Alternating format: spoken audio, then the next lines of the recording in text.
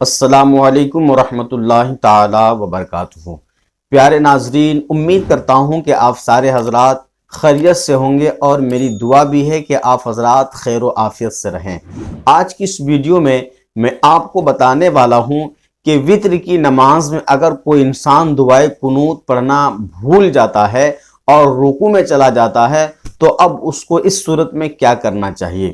پیارے ناظرین، یاد رکھیے، بہت سارے ایسے شریعت کے مسائل ہیں جن کو ہم نہیں جانتے ہیں اور نہیں جاننے کے بنا پھر اس کام کو دوبارہ کر لیتے ہیں۔ یعنی نماز میں اگر کوئی غلطی ہوتی ہے اور اس غلطی کے بعد ہمیں کیا کرنا چاہیے یہ علم نہیں ہوتا ہے، اس کے بنا پر ہم اس نماز کو دوبارہ پڑھتے ہیں یا پھر ہم کنفیوز ہو جاتے ہیں۔ اس وقت ہمارا دماغ ہی نہیں کام کرتا ہے کہ اب ہم کیا کریں، ہم نے کیا کر لیا۔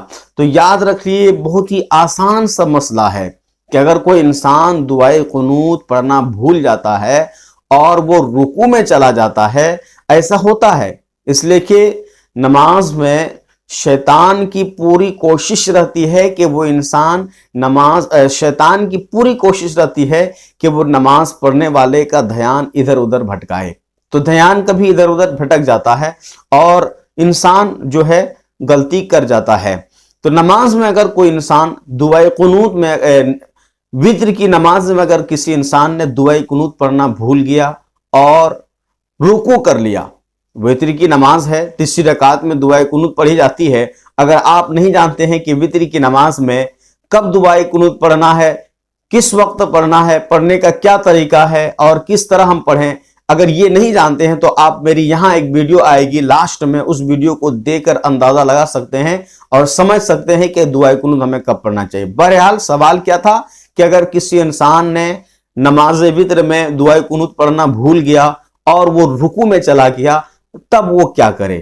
تو جواب یہ سنیے، شریعت کا مسئلہ یہ ہے کہ اب وہ انسان پر ضروری ہے کہ وہ رکوع میں ہی رہے اور رکوع کی تسبیح پڑھے اور رکوع سے سر اٹھا کر اب وہ سجدہ میں چلا جائے۔ ایسا نہیں ہے کہ اگر کسی نے دعائے قنوت پڑھنا بھول گیا، رکوع میں چلے گئے، اب وہ پھر سر کو اٹھائے، پھر دعائے قنوت پڑھے، پھر رکوع کرے۔ ایسا کرنا بالکل جائز نہیں ہے۔ دعائے قنوت پڑھنا بھول گئے، رکوع میں چلے گئے تو اب وہ رکوع میں ہی رہے اور رکوع کی تسبیح پڑھنے کے بعد اب وہ سر اٹھائے اور وہ سجدہ میں جائے اور سجدہ کرنے کے بعد التحیات پڑھنے کے بعد اب وہ سجدہ سہو کرے۔ سجدہ سہو کرنے کے بعد اب وہ نماز پوری کر لے تو اس کی نماز ہو گئی۔ یاد رکھ لیجئے، یہ ہے شریعت کا مسئلہ کہ دعائے قنوت پڑھنا اگر بھول گئے، رکوع میں چلے گئے تو رکوع میں ہی رہیں، سر اٹھا کر پھر دعائے قنوت نہ پڑھیں، یہ جائز نہیں ہے۔ بھول کر رکوع میں چلے گئے تو رکوع میں ہی رہیں، رکوع کی تسبیح پڑھ کر سر اٹھا لیں اور سجدہ میں چلے جائیں اور آخر میں سجدہ سہو کر لیں تو آپ کی وتر کی نماز ہو گئی۔ یاد رکھیے، اب یہاں ایک سوال پیدا ہوتا ہے کہ سجدہ سہو ہمیں نماز میں کب کرنا چاہیے، سجدہ سہو کیا ہے؟ تو اس کے تعلق سے ویڈیو آنے والی ہے۔ گزارش ہے کہ آپ مزید معلومات حاصل کرنے کے لیے ہمارے ساتھ بنے رہیں اور اس چینل کو ضرور سبسکرائب کریں۔